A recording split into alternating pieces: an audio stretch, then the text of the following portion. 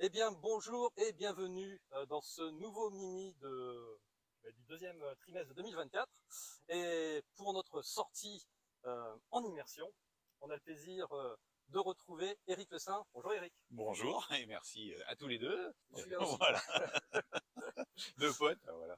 Donc voilà, tu nous as amené un peu dans ton fief, même si toi tu habites à Une petite heure, de route d'ici. On est à la Rochauffée, à Issé. À Essé. Essé. Essé qui veut dire en langage chimique le monde en mouvement, le mouvement du monde.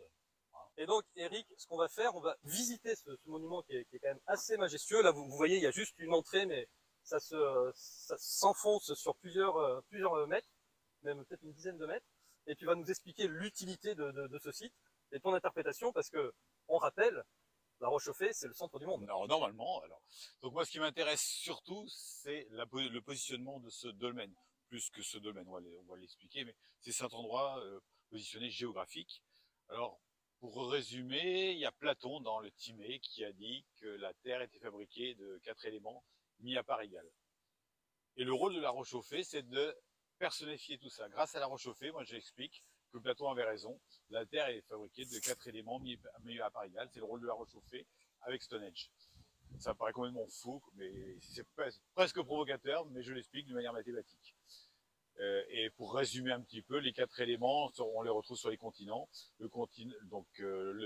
L'élément feu, c'est l'Amérique. L'élément terre, c'est l'Europe, l'Afrique. L'élément air, c'est l'Asie. Et l'élément eau, c'est l'Océanie. Il n'y a que de l'eau, hein, comme par hasard. Donc je l'explique dans les conférences. Là, je ne vais pas l'expliquer aujourd'hui. Mais on va simplement parler du côté technique. Sachez quand même ici, vous êtes à 361 km 80 de Stonehenge, c'est-à-dire 1,618 plus 0,618 fois 1,618, donc le nombre d'or plus son inverse, soit ce nombre d'or. Et on est ici exactement à 3414 km du Sphinx, c'est-à-dire que c'est le périmètre d'un carré de 1 par 1, puisque 1, 1, et l'hypoténuse 1,414, on est à 3414 du Sphinx, et c'est pas, et l'axe de la Rochauffée nous emmène directement au Sphinx. Voilà. Donc, et maintenant, on va parler du côté technique de la Rochauffée. Ok, on te suit.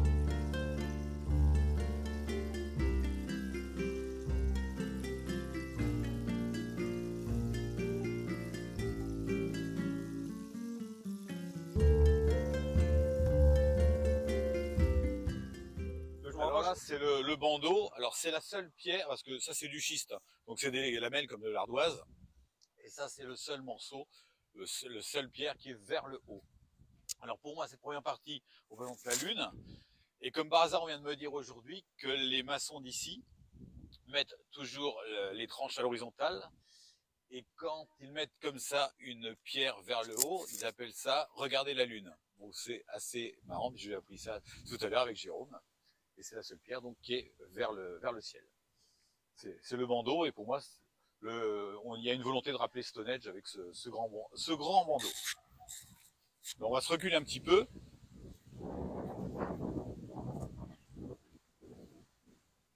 Et là, on va voir qu'on a une antichambre et la chambre. Et quand on prend les volumes, cette partie-là est 366 fois moins grande que l'autre partie. C'est-à-dire que c'est la relation Terre-Lune. Donc pour moi, ici, on a la Lune et la Terre avec les 4 saisons, les 4 éléments, qui explique aussi Alan Becquet par rapport aux 4 salles. Alors, ce qui est très très important pour nous, et ce qui explique toute la complexité de ce monument, c'est que toutes les pierres à droite sont droites et toutes celles-là sont penchées. C'est-à-dire que la pierre du dessus, elle appuie et le monument tombe pas. Il devrait tomber parce que toutes les pierres sont tombées, sont penchées. C'est-à-dire qu'on est à la limite de la rupture, mais comme si c'était vraiment calculé au degré près. Alors, pourquoi de ce côté-là c'est penché et de l'autre côté c'est droit?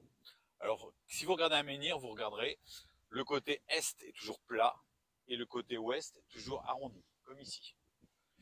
qu'est-ce que ça pourrait représenter? Alors, à mon avis, le côté S, c'est le côté levant, l'érection, côté masculin. Le côté arrondi, c'est le côté couchant, l'accouchant, c'est la femme enceinte, tout simplement. Donc, on pourrait couper la réchauffée en deux. Le côté gauche, côté ouest, c'est le côté féminin, et le côté est, le vent, le côté masculin. Voilà. Et parce qu'il n'y a aucun intérêt à faire des choses comme ça penchées, ça complexifie énormément le domaine. Ou la découverte. Parce qu'a priori, normalement, tout ça c'était recouvert autrefois.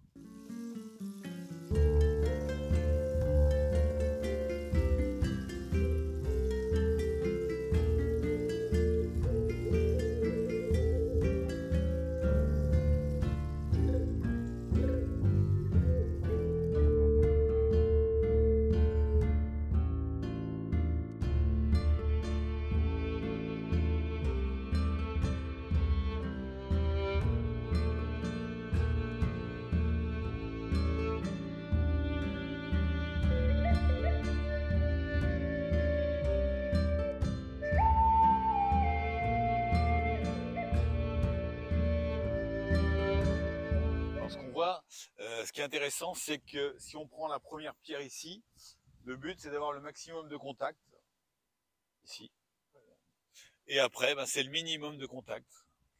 On voit qu'on a très très peu de contact entre les pierres.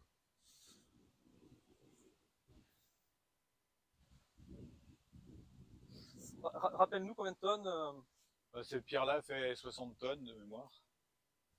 Donc si on additionne 40, on a 2500 tonnes, c'est ça. Faut combien de bonhommes là pour ériger une pierre Ce matin j'aurais fait à 2. Ce matin j'aurais fait à 2, mais là j'ai bien mangé. Je crois qu'il faudrait un peu plus. Ouais. Bon, ouais. De toute façon c'est inexplicable. Inexplicable. Les pierres viennent de 5 km d'ici. À cette époque-là, il faut savoir qu'a priori il y avait une forêt quasiment primaire. Donc il fallait couper que je sais pas combien d'arbres déjà pour faire une allée pour venir jusqu'ici. Et puis ça n'a aucun intérêt de faire quelque chose à 5 km d'une carrière, autant faire ça à côté d'une carrière, si ça ne doit pas être là.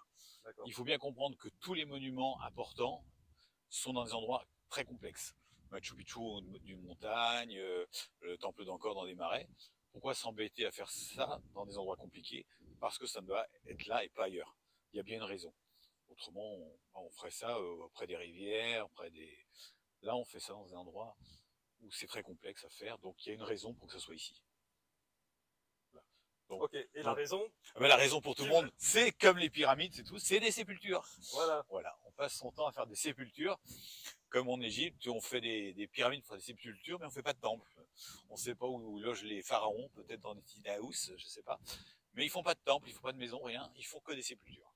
Et là, c'est pareil, les gens ne font que des sépultures. Mais la raison est bien autre, et bien autre. L'explication du domaine, je l'ai pas. L'explication de son emplacement, ouais, il est assez intéressant par rapport au reste du monde.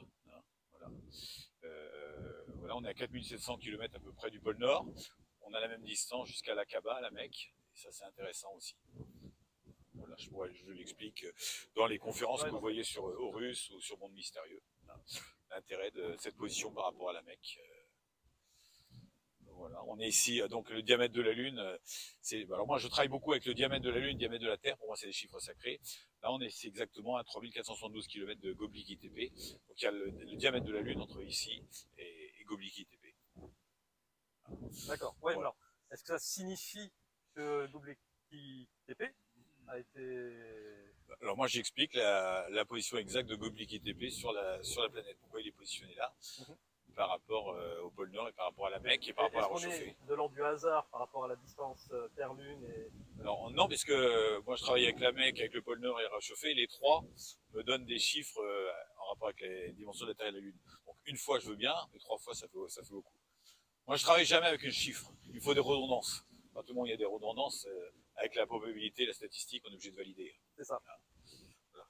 Alors, tout le monde nous dit celui du hasard, donc les gens vont dire que c'est du hasard, mais il faudra un jour qu'ils calculent le hasard. Alors, on ne peut pas dire à chaque fois c'est du hasard quand on donne des chiffres précis. Très bien. Voilà. Continuons ? Ouais. Donc cette pierre qui est à peu près le centre de la gravité, pour moi c'est la première qui a été posée dans la construction. Et là avec les baguettes, on a regardé tout à l'heure avec Jérôme, on a ici quand même pas mal d'énergie. On a une ligne qui passe ici.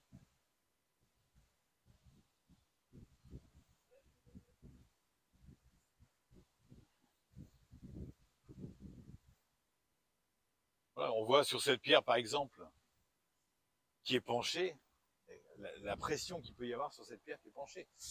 Et elle ne tombe pas. Et cette pierre-là, elle n'est posée que sur celle-là. Elle n'a pas d'appui ni à gauche ni à droite. Comment cette pierre tient?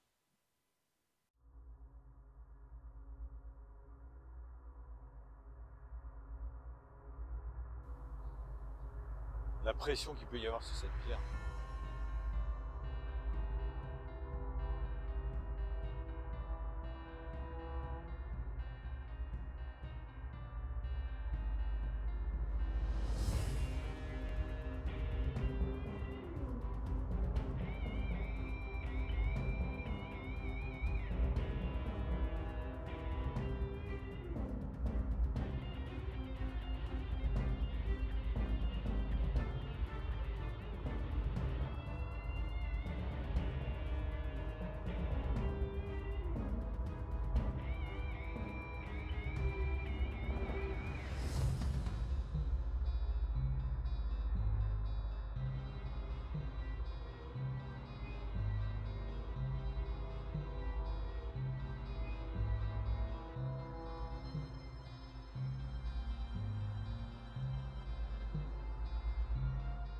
Donc pour les années, ce qui est intéressant, c'est ce qu'a trouvé Howard Quartz, c'est-à-dire que dans les grandes marées, on retrouve des menhirs, c'est-à-dire que sans doute que quand ça a été construit, l'eau était 40-50 mètres plus bas. Et donc ça représente au moins 12 000 ans au moment où les océans sont montés. Donc on peut pas dire 4 000 ans comme ça, au plaisir. Alors, je suis tombé sur un magnifique archéologue très sympathique à Roscoff, à Barnenaise. J'ai visité Barnenaise. Et c'était écrit nécropole, la plus grande nécropole d'Europe. Alors je lui ai demandé s'il avait trouvé des os. Il me dit ah non. Mais je dis comment vous savez que c'est une nécropole? Ah ben c'est le consensus. Ah ouais, voilà, toujours le consensus. Et puis je lui ai dit mais comment vous datez le site? On a retrouvé du charbon de bois qu'on a daté. Je dis vous êtes sûr que le charbon de bois date du cairn? Ah ben non non non, c'est le consensus. Donc ces gens n'ont rien. Simplement voilà, ils cogitent et puis voilà. Part du principe. Mais non, aujourd'hui, personne ne peut dater la pierre, personne ne peut dire quand c'était construit. Et là, le plus factuel, c'est de savoir qu'il y a des menhirs qui sont sous la mer. On pourrait dire des menhirs qui sont construits au moins il y a 12 000 ans. Ça, c'est factuel. Et là, vous voyez, ce côté-là, tout est droit. Donc, ça serait le côté masculin. Donc là, ça pose moins de questions à construire que de l'autre côté où tout est penché. Le but, c'était le minimum de contact. Ouais.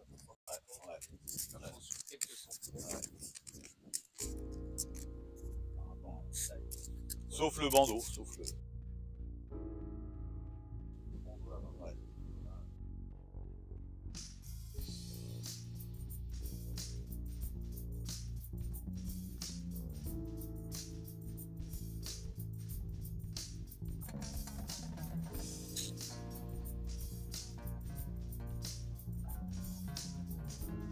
On va faire un petit tour à l'intérieur? Ouais.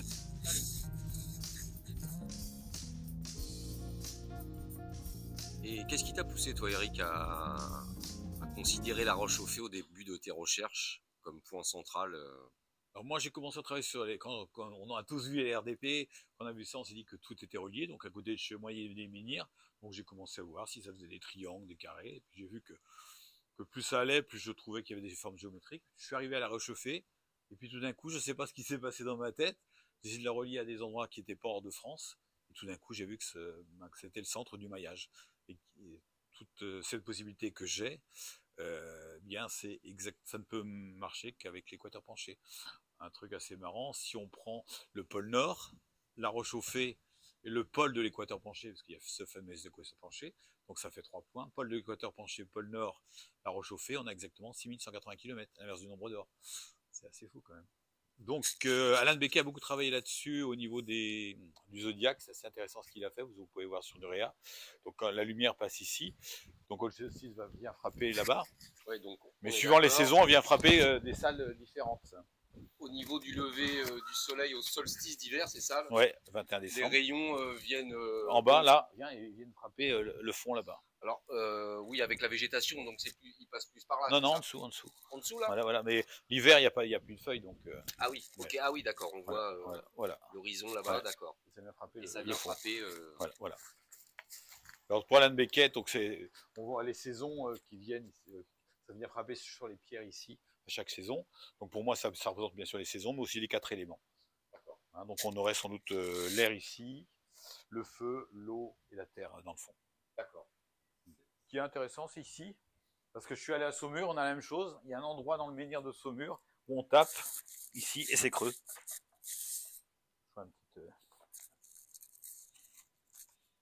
Je prends une pierre. Et vous allez à Saumur, qui a un menhir qui fait, le dolmen qui fait la même taille. Ben c'est pareil, il y a un endroit sur la droite dans le fond. Quand vous tapez, c'est creux aussi. Ah oui. Alors pourquoi on veut cette fréquence? Je sais pas. Pas trop fort. On a l'impression que, tu vois, ça a été. C'est un pansement, hein. Ouais, comme il y a eu un pansement. Ouais, c'est ça qui est dingue. Ouais. C'est comme. Bon, on dirait qu'ils ont collé une. Ouais, mais on dirait que c'est un pansement que ça a été rajouté. Oui, oui. Bah, oui. Si ça se trouve, il y a quelque chose derrière. Bah oui, mais il y a quelque chose. Ne donnons pas de mauvaises idées à certaines personnes. Endoscope. Ah, je l'ai. Ah ouais? Ouais, il y a un peu. Ah non, il n'y a pas, je pense pas. Voir ce qu'il y a à l'intérieur. Ah non, les baguettes, bah, de montrer un petit peu ce qu'on peut montrer, les zones, les lignes. Ça sera intéressant de ouais. justement le réseau. Ouais, tu vas lui aussi, montrer. regarde. Ah ouais, tiens. C'est une pierre qui souffle hein, quand même assez facile. Ah ouais, je l'ai pas vu, celle-là. Ouais. Ah ouais, je l'ai pas vu. C'est un peu cool. C'est peut-être qu'un soufflage. Ça Ah, il y aura un petit creux derrière et c'est pour ça que ça. Ouais, mais à mon avis, là c'est un peu, c'est comme un pansement là. On peut voir les points de contact ici.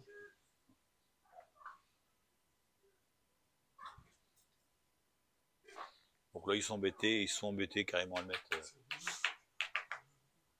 Ah oui. Ok. On a retrouvé Obélisque. Oui, il faut une reconstitution. Alors, là, Jérôme, voilà, vas-y, reviens en arrière pour voir. Ouais, parce que je l'ai testé tout à l'heure et ça fonctionne, non? Ça marche parfaitement. Bac. Vas-y, c'est. va prendre l'autre sens.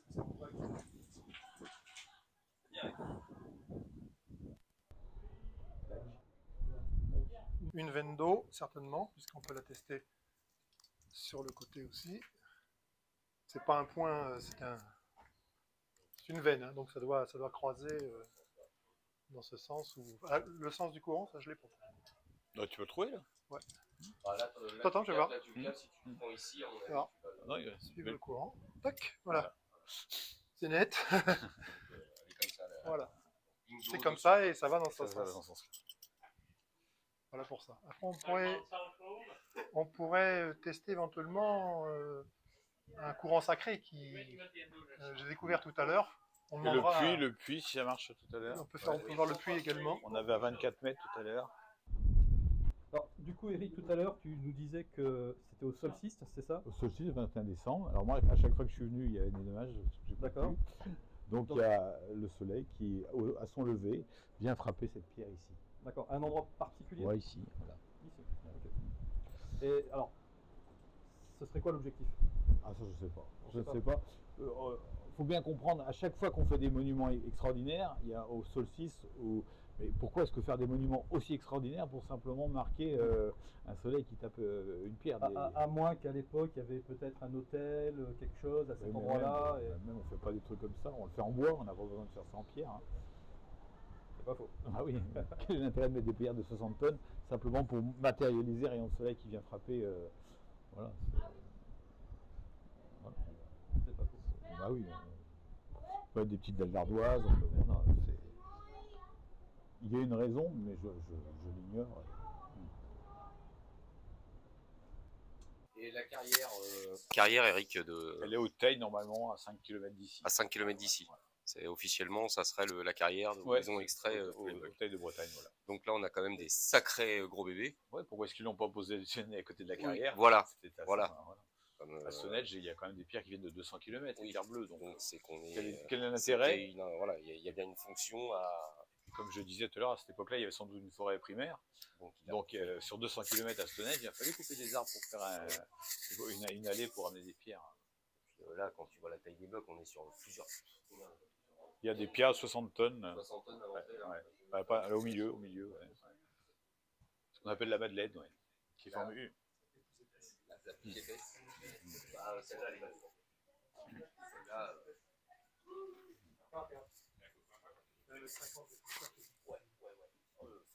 Regardez ce point-là. C'est terrible. 5, 6. Tous les dolmens qu'on voit, il y a une volonté toujours qu'il y ait le minimum de points. Ouais. Ce plan est incroyable, on voit toutes ces pierres penchées et on imagine la pression qu'il peut y avoir sur ces pierres qui tiennent, il n'y a pas de souci. Alors que si on fait ça inconsciemment, pour trouver le bon angle pour que ça ne s'écroule pas, ça ne peut être que calculé cet angle. Je suis sûr qu'on bouge d'1/2 degré, tout s'écroule. C'est ça. Ouais. Ouais, c'est incroyable.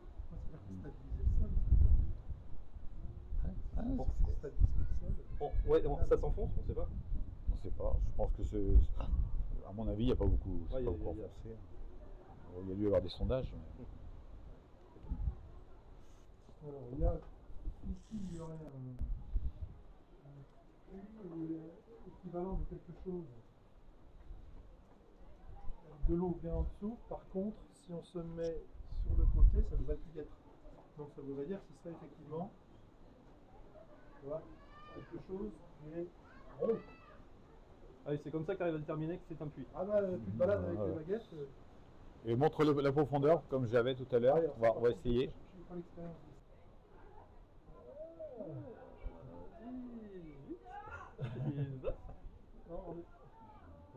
Ça s'est rempli tout à l'heure. 21. 1, 2. 3. 24. Ouais, Donc ça fait c'est 3 fois qu'on le fait, hein, 3 personnes différentes. D'accord. Ouais, D'accord. Que de l'eau? On sait pas. Pétrole. Jérôme, après, on en discutait tout à l'heure. Une autre veine d'eau là aussi, et une à l'entrée là. C'est pareil, alors, le fait qu'il y ait un puits ici, quasi en plein milieu du. Alors, un puits, c'est peut-être pas un puits construit pour le coup. Non, c'est pas. C'est l'équivalent d'une résurgence, quelque chose de vertical. Oui, justement. En analyse, on pourrait dire ça. Il a été posé sur ce. Voilà, il y a une réserve, on va dire ça comme ça. En général, ça fait un vortex de quelque chose. Quand il y a un puits, quand il y a.